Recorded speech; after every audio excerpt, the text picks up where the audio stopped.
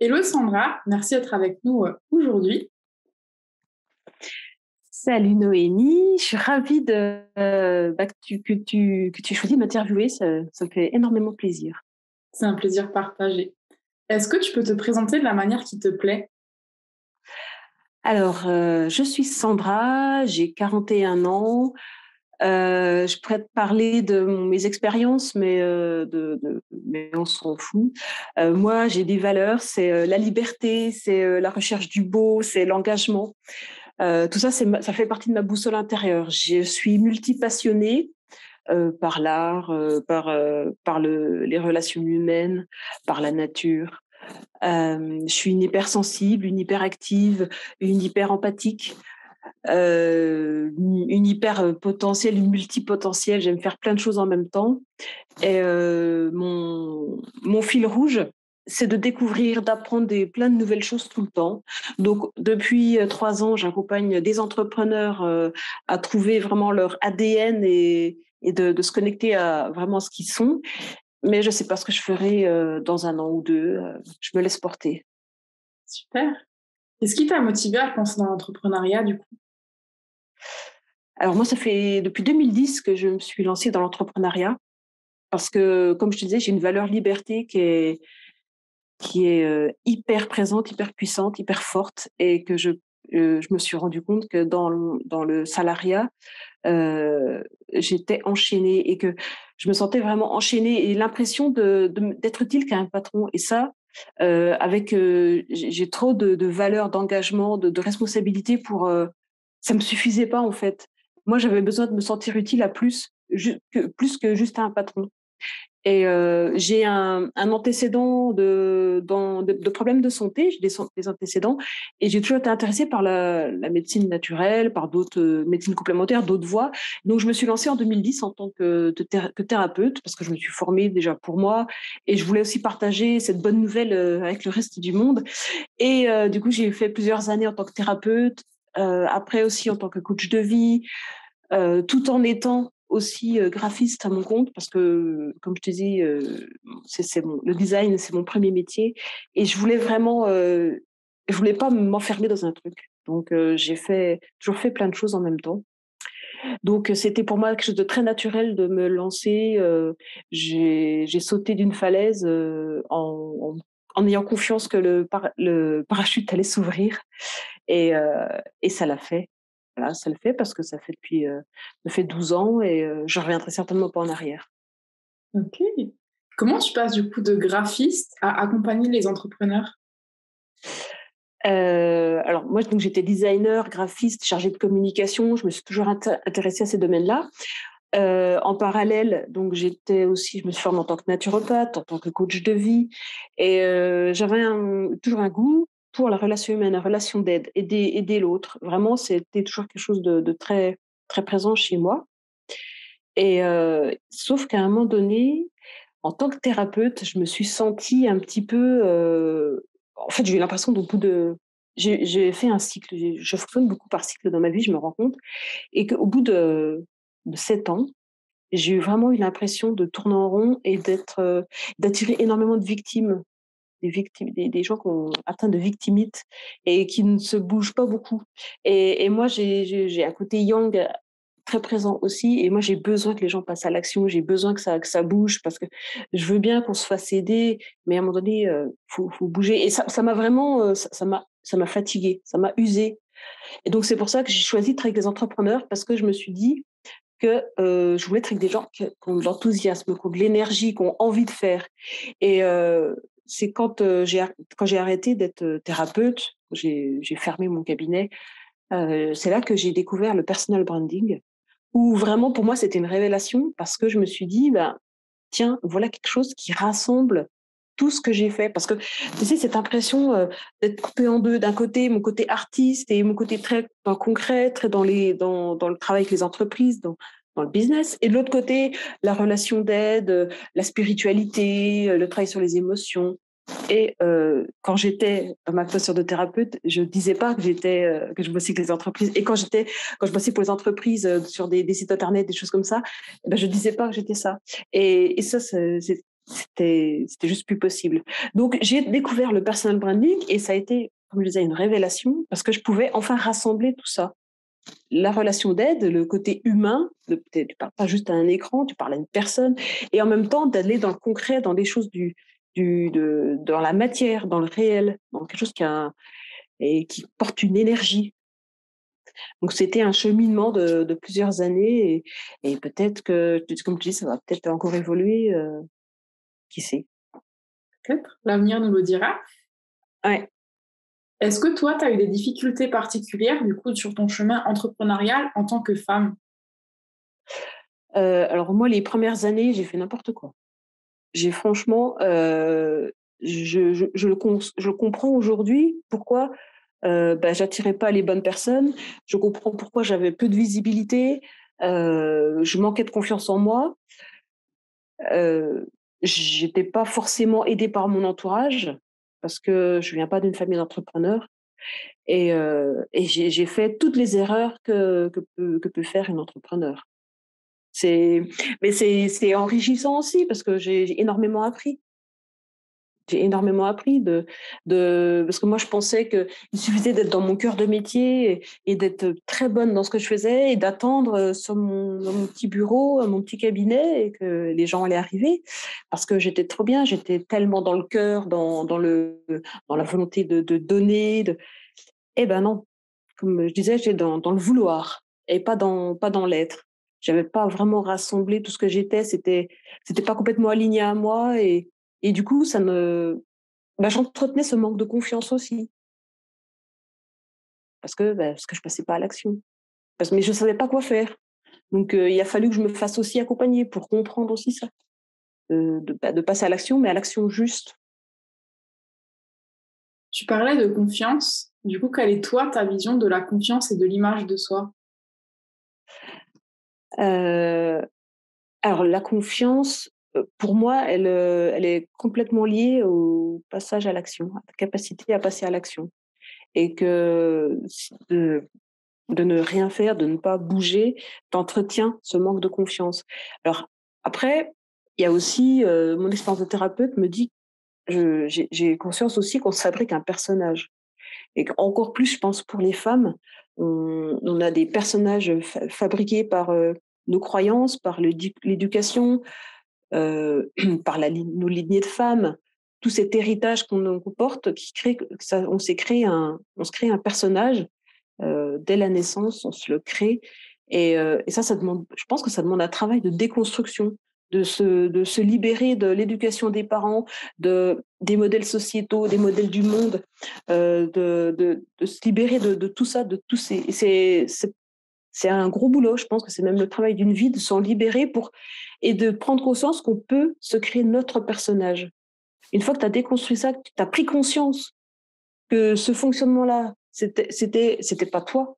C'est quelque chose que tu avais posé sur toi et que tu avais pris pour vérité. Une fois que tu as compris que ce truc-là, ça t'appartenait pas, que tu peux le rendre, waouh! Et puis que tu peux te créer ton personnage, déjà, ça allège énormément, hein. Donc après, trouver alors après, en tant qu'entrepreneur, c'est trouver les actions justes pour toi, aligné à qui tu es. Parce que moi, mes clientes, je ne vais pas leur dire d'aller faire une vidéo, de faire une vidéo pour danser en petite culotte, ou de faire un truc qu'elles seront jamais capables, ou même de se prendre en photo. Il y a toujours des choses, on peut toujours trouver une action juste pour soi. J'ai par exemple, l'année dernière, une cliente que j'ai accompagnée qui a beaucoup de problèmes avec l'image qu'elle a d'elle-même. Mais en même temps, comme elle travaille dans la com, il fallait qu'elle se montre un peu parce que tu dois un peu montrer qui tu es, mais tu peux choisir aussi de montrer ce que tu veux montrer. Tu n'es pas obligé de tout montrer. Et donc, on avait trouvé avec cette cliente-là de faire des photos comme, je ne sais pas si tu vois la chanteuse Sia, Ouais. qui a des cheveux comme ça, on voit jamais son visage. Et en fait, comme ma cliente, elle avait une touffe de cheveux, de belles boucles. Et du coup, elle a fait beaucoup de photos avec une photographe pro où on voit pas ses yeux. Et pour elle, on voyait que une partie de son visage ou de dos. Pour elle, c'était le première étape vers l'acceptation d'elle, de son image. de trouver ce juste milieu, de dire ok, je montre une partie de moi, que je suis comme ça, j'ai une sensibilité et tout, mais je me respecte parce que je m'accepte pas complètement, j'ai pas totalement envie de me montrer, donc c'est un petit chemin, un petit passage à l'action. Mais elle était super fière d'elle d'avoir fait cette séance-là et de communiquer avec ce genre de photos. Je sais qu'aujourd'hui, elle a encore évolué, elle se montre plus, elle a continué à travailler sur elle, à s'accepter, accepter son corps et aujourd'hui, elle fait des photos un peu plus, encore un peu plus elle. Donc il y a toujours une solution. Tu parlais du fait de réussir à déconstruire justement l'éducation des parents, entre autres. Est-ce que tu aurais peut-être des conseils justement pour commencer cette déconstruction? Moi, je dis souvent, ce qui est, ce qui est vu n'est plus à voir. C'est-à-dire que simplement prendre conscience que nos mécanismes, nos fonctionnements, ça vient de notre éducation, ça vient de quelque chose qu'on a entendu, de notre père qui a dit ceci, ou du grand-père, ou de notre mère qui a dit cela. Et de reconnecter à ça, mais simplement de t'en prendre conscience déjà. Après, moi, je suis plus thérapeute et j'exerce plus du tout dans ce truc-là. Et il y a des neurosciences, il y a plein de nouvelles choses qui existent, des nouveaux accompagnements, des psys et tout. Mais je pense, pour moi, à mon niveau, déjà, moi, j'aime bien faire ça avec mes clients, de mettre le doigt sur. Tu crois pas que ce truc-là, est-ce que tu crois vraiment que ça t'appartient? Est-ce que, par exemple, j'avais fait travailler sur leurs valeurs. Et bien souvent, les valeurs qui ressortent, c'est le respect. Je fais: «Mais tu crois que c'est vraiment, une valeur qui est vraiment, spécifique à toi? Ou c'est vraiment toi qui es venu avec cette valeur-là, ça te prend aux tripes? Ou est-ce que c'est pas quelque chose qui vient de ton éducation? Qui vient on t'a appris qu'il fallait respecter, qu'il fallait être une gentille petite fille, qu'il fallait être ceci, qu'il fallait» ah ouais, et là, tout doucement, on déconstruit des trucs. Ça prend du temps. Mais simplement, voilà, ce qui est vu n'est plus à voir, simplement de s'intéresser déjà au sujet, je pense que ça fait déjà énormément travailler. Et après, d'écouter son corps. Moi, ce que j'ai aussi vraiment compris, c'est le corps, il a vraiment un langage précis et il peut vraiment nous aider. Il y a quelques mois, j'ai pris conscience d'une de mes croyances, de mon personnage, et de me le dire à moi-même. J'étais partie pour aller voir une thérapeute et puis, en fait, rien que de me le dire: «Mais ce truc-là, OK, j'ai entendu ça de mon père, machin», et il y a mon corps qui s'est mis à frissonner de partout, à trembler. Il y a un truc qui m'a traversée et je sais pas, il s'est passé un truc c'est comme si mon cœur l'avait intégré, que ce truc-là, ça ne m'appartenait pas. Ah! Ça partait dans le mental, si tu veux. C'est pas un truc qui restait là, «Ah ben non, mais moi je suis c'est pas ça moi que je veux». C'est ah! Et il y a un truc qui s'est passé et ça, c'est vraiment aujourd'hui quelque chose que j'aime transmettre, c'est d'écouter son corps. Il y a des choses qui se passent et après et du coup, je suis pas allée voir la thérapeute que je voulais aller voir parce que c'était fait, en fait. Et cette croyance-là que je pensais que j'avais besoin de faire beaucoup de trucs pour m'en libérer, en fait, ça s'est passé, le corps l'a intégré. C'est pas ça partait dans mon mental. Donc d'être à l'écoute du corps. Alors moi, j'ai un vécu spécifique par rapport à mon corps parce que depuis très jeune, quand tu es à 2 doigts pas de la mort, mais ouais, si quand même, tu t'apprends à écouter ton corps, quand tu connais la souffrance, en fait, tu connais aussi l'état de bien-être et tu peux entendre dans ton corps plus facilement ces messages. Moi, je sais pas, mais moi, j'ai une grande sensibilité et je sais tout de suite quand des choses, sont pas OK pour moi, pour mon corps. Donc j'ai une grande écoute, je suis vraiment très habituée et j'ai pris cette habitude-là d'écouter mon corps. Donc ça peut être aussi, ouais, ça peut être aussi peut-être un conseil vraiment d'être à l'écoute de son corps, du moindre frisson, du moindre pétillement, de la moindre vibration intérieure. Parce que lui, il sait ce qui est bon pour nous. Super, merci pour ces conseils. Est-ce que pour toi, il faut avoir confiance en soi pour se lancer en général dans la vie et en particulier en tant qu'entrepreneur? Oui, je pense que ça joue, ouais. Il faut avoir à un moment donné, je ne sais pas s'il faut avoir 100% confiance, je ne sais pas si un jour c'est possible d'avoir 100% confiance en soi et que le doute ne revienne plus et que je pense d'ailleurs que ça n'existe pas, qu'on traverse tous des moments de doute, des moments de vide, des moments down, mais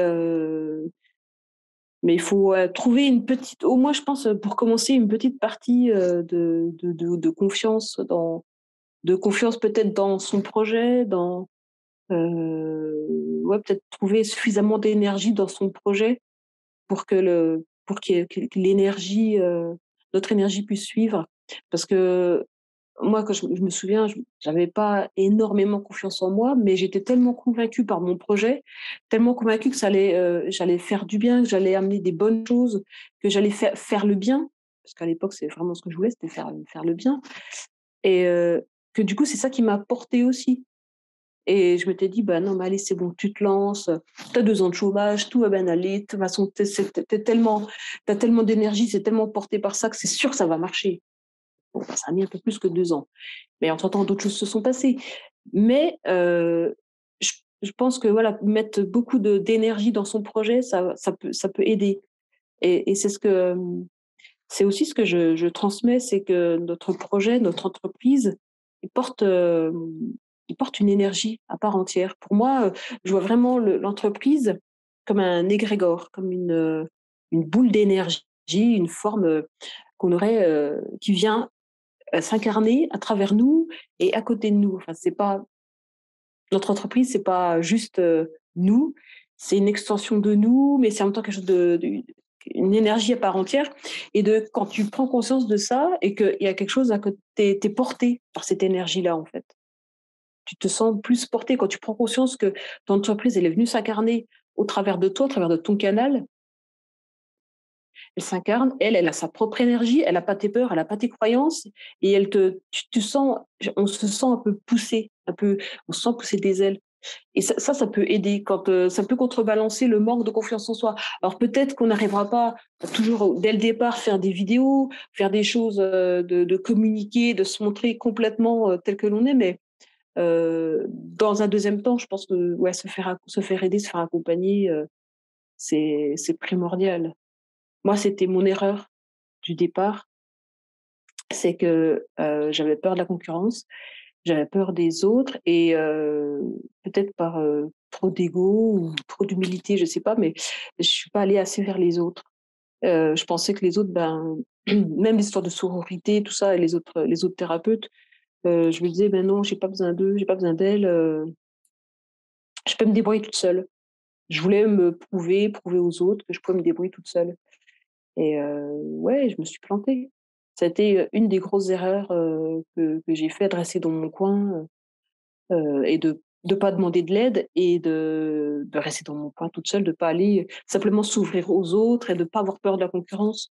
Parce que même en tant que, on peut devenir des partenaires plutôt que des concurrents. Il y a toujours des choses de possibles. Ça, je l'ai compris avec le temps. Ça, c'était vraiment mes 2 grosses erreurs du départ. Donc c'est ce que c'est le conseil que je donne aujourd'hui à tous ceux qui se lancent. Restez pas tout seul dans votre coin. C'est vraiment plus les mêmes énergies aujourd'hui. Il y a des énergies de co-création, de partenariat, de sororité, de fraternité.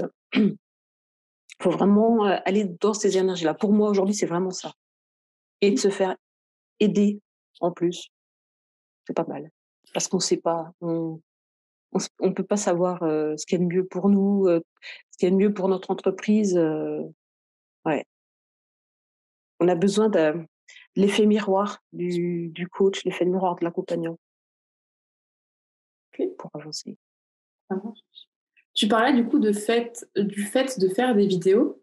J'ai vu que toi, t'en faisais et que tu utilisais justement des photos de toi parfois sur les réseaux sociaux. Est-ce que ça a toujours été naturel pour toi d'utiliser ton image d'une certaine manière pour communiquer pour ton entreprise? Ou est-ce qu'il y a eu un déclic un jour où tu te dis là, tu t'autorises à le faire? Il y a eu un déclic, hein. Au début, je ne me montrais pas du tout, hein. Ça a été, bah, j'ai commencé, le premier déclic, c'est de faire des photos avec une photographe pro. Déjà là, de se voir sous les yeux, avec le regard de quelqu'un d'autre, ça a été, hyper puissant et de se dire: «Ah mais ouais, en fait, je suis montrable, quoi». Je suis, j'aime j'aime ce qu'elle a capté de moi, j'aime l'image que je renvoie. Donc déjà, ça m'a beaucoup aidée parce que on n'est pas tous doués pour faire des selfies, hein, et que simplement de passer travailler avec une photographe pro, avec quelqu'un qui va savoir capter notre lumière, moi ça m'a vraiment aidée. Ensuite, ça a été aussi de voir, d'autres, collègues, d'autres coachs qui, dans les différents accompagnements qui elles, de voir que les autres, elles faisaient et que, des nanas, qui étaient pas forcément, taille mannequin, mais justement qui étaient vraiment dans je me souviens d'une vidéo d'une collègue, psy, pour femmes, Sarah, qui avait fait une vidéo où elle dansait en culotte et en soutien-gorge et pourtant, elle est en surpoids et elle est magnifique quand même. Tu vois? Il y a un truc, elle dégage un truc et ça, je me suis dit: «Mais» il y a eu ça a résonné en moi et je dis: «Mais attends, elle le fait, elle s'en fout du regard des autres». Mais pourquoi moi? Pourquoi pas moi? Et c'est de là que j'ai commencé petit à petit à faire, je me souviens les premières vidéos que je faisais en story, c'est simplement je faisais semblant de chanter avec une musique forte et puis j'étais là et bon, aujourd'hui je trouve ça bête, mais à l'époque pour moi heu, ça a été un pas en avant. Après, petit à petit, j'ai commencé à parler. Alors au début, tu t'écoutes pas parce que tu supportes pas ta voix. Bon. Et petit à petit, j'ai pris confiance. J'ai pris la confiance. Je me suis dit: «Beh, finalement, je balance des petites vidéos et je me fais pas assassiner. Je me fais pas critiquer». Heu, ah mais en fait, mais ouais, je me faisais des idées, dis donc. Moi qui m'imaginais un truc, ben non, je fais des vidéos. Je suis même allée jusqu'à faire une vidéo où je danse en culotte et en chemise, qui a eu énormément j'ai eu énormément de bons retours et ça pour moi, c'était vraiment une sortie de ma zone de confort. Mais ça m'a amusée de le faire sur le coup et en plus, je me suis rendu compte que, ben, j'ai pas de limite. Je pouvais faire ce que je voulais et que, eh ben, j'avais toujours des bons retours. Parce que c'est fait, pas pour blesser l'autre, c'est fait pour moi m'amuser, pour moi passer un message et ça pour moi, ouais, ouais, mais après voilà, comme je dis, hein, ça c'est pas arrivé du jour au lendemain. J'ai eu des déclics, ouais, des déclics petit à petit et je me suis toujours, amusée, et quand je fais pas de vidéo, quand je me montre pas, c'est que j'ai pas l'énergie pour et que je suis pas dans le bon moment. Mais par contre, quand, je le fais, c'est avec, beaucoup de plaisir, beaucoup de joie, que ça m'amuse, que j'ai un truc important à partager et heu et maintenant j'aime ça. Maintenant j'aime ça. D'ailleurs, c'est une nouvelle proposition, c'est de faire des vidéos portraits pour mes clientes. De les montrer, sous un jour plus poétique, plus, et moins dans le truc, tu sais, dans le truc corporate ou, se présenter, vidéo portrait, ça m'intéresse pas. Ça, j'ai vraiment envie de montrer de mettre toute ma créativité, de la poésie, de la joie, des sourires, de montrer les femmes et aussi pourquoi pas les hommes, mais de montrer les entrepreneurs avec leurs facettes là, de rassembler tout ce qu'elles sont et de le montrer, sous des vidéos courtes, mais des vidéos quelque chose de joli et qui changent un peu de tout ce qu'on voit sur les réseaux. C'est une super idée. Mais ouais, j'en ai fait une et j'en ai une deuxième en préparation et j'ai hâte d'avoir d'autres demandes parce que moi je suis vraiment lassée parce que je vois sur les réseaux, c'est beaucoup la même chose, les gens partagent les mêmes textes, mêmes genres de photos, hein, je fais comme ça, je fais des selfies, et moi j'ai envie de montrer autre chose, d'apporter plus de poésie et je pense qu'il y a moi j'entends aussi un ras-le-bol des réseaux sociaux d'une certaine partie de mes clientes. J'attire beaucoup de gens qui sont un peu comme moi, qui ont un peu ras-le-bol des réseaux sociaux parce qu'on voit toujours la même chose et que du coup, on se compare tous. Et du coup, ben, on est, ça crée quand même du mal-être. Ouais. Et moi, je leur dis: «Ben non, justement, on va créer quelque chose, montre-toi tel que tu es, apporte ta créativité, apporte ta poésie, montre des choses différentes et là, on va apporter du sang neuf, on va apporter des nouvelles choses, des belles choses sur les réseaux et là, on va redonner de l'envie aux gens de nous lire, de partager et d'échanger». plus juste être dans un truc, tiens, je t'ajoute, viens acheter ce que je fais, et puis voilà, je suis la meilleure, et puis je fais 10K, 15K, 30K. Là, on a autre chose à montrer. Et est-ce que toi, du coup, tu es plus à partager des photos que tu fais avec tes photographes ou avec une personne extérieure? Ou est-ce que tu fais plus partie de la team je fais des selfies et je partage en mode spontané? Un peu des deux.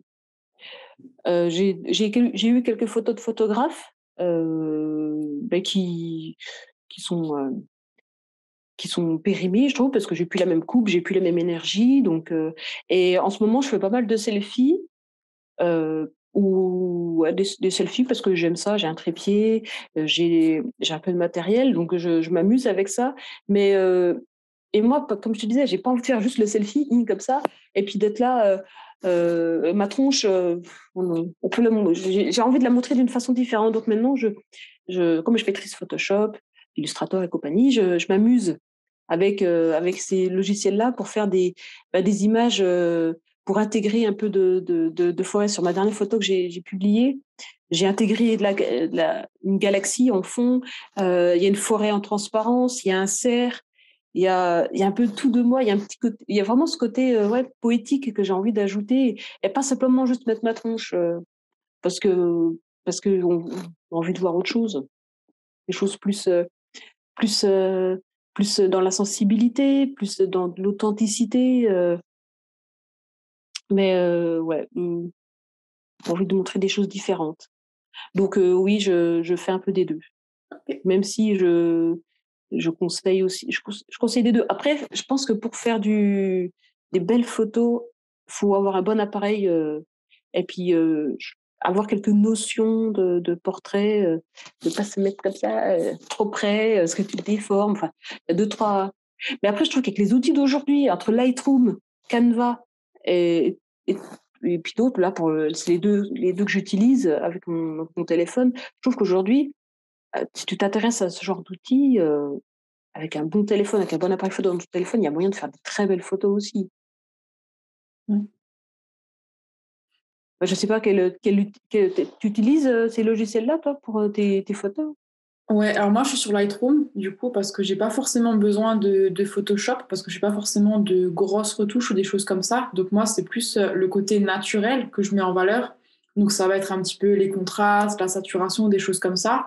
Donc mais il y a des photos où simplement enfin moi j'ai un iPhone, je vais dans les réglages et je modifie un tout petit peu la photo et parfois ça va très très bien en fait. Pour les gens Et qui ouais. je ne maîtrise pas de logiciel ou des choses comme ça, tu veux partager à l'heure actuelle une photo, même sur Facebook ou sur Instagram, tu peux la modifier et la rendre vachement belle en fait, juste en modifiant deux, trois petits trucs, quoi, au niveau lumière ou couleur. Ouais. Ouais, non, mais c'est pour ça, il suffit que de quelques outils et tu peux faire des trucs super jolis, qui te mettent en valeur. Et tu peux même des filtres. Moi, j'aime bien jouer avec des filtres de Lightroom, voilà, de temps en temps pour mettre des couleurs, pour donner une ambiance, plus en cohérence avec mon univers. Donc, moi, j'aime bien, voilà, m'amuser. Et moi, comme tu disais, j'ai une valeur. J'aime bien le beau. J'ai un côté artiste en moi très. J'aime le beau, j'aime les belles choses. Et j'ai envie de partager des belles images parce que j'ai envie de voir des belles choses, moi. Donc, j'essaye de partager du beau pour, pour qu'il y ait un peu plus de beau, de belles choses sur les réseaux. On a assez de trucs moches dans la vie, donc C'est clair. partageons des belles choses, partageons des jolies images. Exactement. Est-ce que tu aurais un message à ton toi d'il y a 10 ans? Ah, mais ouais, mais bouge-toi, quoi. Bon, alors après, j'ai une excuse, j'avais des tout petits il y a 10 ans, euh, mais peut-être bouge-toi et sors de ta grotte et demande de l'aide. N'attends pas, parce que je demandais de l'aide, enfin, non, je demandais pas d'aide, mais ce que je faisais, moi, il y a 10 ans, c'est que j'allais de formation en formation en me disant, mais celle-là, c'est sûr, avec cette formation-là, je vais être tip-top. Et ben non. Et tu vas de formation en formation, sauf qu'en formation, on t'apprend un cœur de métier, on t'apprend pas le marketing, on t'apprend pas à te vendre, on t'apprend pas à partager un message, on t'apprend pas. C'est pas aussi personnalisé pour que tu puisses partager ton message à toi, parce que tu n'es pas le résultat de juste tes formations. Tu as une histoire, tu as des compétences, tu as des talents, tu as des attraits, t'as des goûts naturels qui font que deux personnes qui font les mêmes formations, elles sont forcément différentes dans ce qu'elles peuvent apporter dans leur message. Et ça, c'est quelque chose qui n'est pas assez fait de prendre du recul sur, OK, j'ai fait telle formation, mais moi, mon histoire, c'est ça, j'ai traversé ça, mes talents, c'est ça, mes valeurs, c'est ça. Et ben, du coup, mon message, il va forcément être différent. Et ouais, ce que je dirais là, moi, d'il y a 10 ans, bouge-toi, fais-toi aider et perds pas trop. Tu vas perdre du temps, donc fais-toi aider, avoir tout de suite là où est ton unicité, ta couleur originale, ta note. Tu peux te rassembler, tu peux être tout ce que tu veux. Ouais, c'est ça que je me dirais. Tu peux être tout ce que tu veux. Tu peux être tout, tout à la fois. Te sens pas obligé de te couper en deux, d'un côté l'artiste, d'un côté la graphiste, d'un côté un machin. Non, tu peux être tout ça. Et en même temps, tu vois, si je disais tout ça à la Sandra d'il y a 10 ans, ben, elle aurait peut-être pas vécu tout ce que j'ai vécu et du coup, ce qui m'a quand même fait grandir. Donc c'est un bien et un mal, quoi. Bon. Est-ce que tu aurais un partage à faire, que ce soit un livre, une série, un film, un podcast, peu importe, ou quand tu l'as découvert, tu te dis ça, tout le monde devrait connaître? Un livre qui m'a marqué, c'est celui-là. Être soi suffit. C'est un résumé très simple enfin de, le, de tout ce que de tout ce que je transmets aujourd'hui. Et on peut créer sa vie, être acteur de sa vie en étant soi. Et simplement en étant soi, on a déjà énormément de choses à apporter. Et simplement, et ça, quand tu peux créer ta vie simplement en étant soi, être soi suffit. Et ben ça fait vachement gagner en confiance, hein, parce que tu peux dire ah mais ouais en fait tout ce que je suis là, tout ce que j'ai, si tu prends du recul sur tout ce que tu as vécu, tout ce que tu sais là aujourd'hui, waouh, tout ça, tu as vachement de choses à transmettre, tu as vachement de choses, tu as de la valeur. Et ben, je trouve que ça donne vachement confiance en soi pour avancer et pas que en tant qu'entrepreneur, hein, parce que même pour une femme qui est salariée, de reconnaître sa valeur, de ce qu'elle apporte à l'entreprise pour laquelle elle travaille, de reconnaître que oui, elle est peut-être pas irremplaçable, mais par contre, elle apporte quelque chose. T'apportes quelque chose, forcément, t'apportes une valeur, t'apportes ta propre des compétences, une histoire. Donc, quand tu prends conscience de ça, tu prends confiance. Et du coup, tu peux encore plus reconnaître ta valeur, non? Moi, c'est comme ça que je vois les choses. On arrive quasiment bientôt à la fin de cette interview. Est-ce que tu Ah, aurais une femme déjà? Ouais. Est-ce que tu aurais une femme que tu aimerais voir passer ici? Est-ce que Est-ce qu'il y a une femme entrepreneur que tu aimerais voir passer sur cette interview? euh, eh bien, je pense que Sarah Dame Fauve, C'est déjà la- fait. c'est déjà fait. Ouais. Mais je l'ai pas vue parce que je pense que elle a un message surtout pour les femmes de confiance en soi. Après qui d'autre euh, là comme ça, peut-être des gens qui m'ont accompagnée comme Kahneman, voilà, Une des gens comme ça. femme. Ah, une femme. Ah oui, pardon. Euh, eh bien, il y a dans mon groupe. Hum, Il y a, ouais, il y avait Sarah, mais tu l'as déjà passé. Il y a aussi Sydney, mais peut-être qu'elle est déjà passée aussi.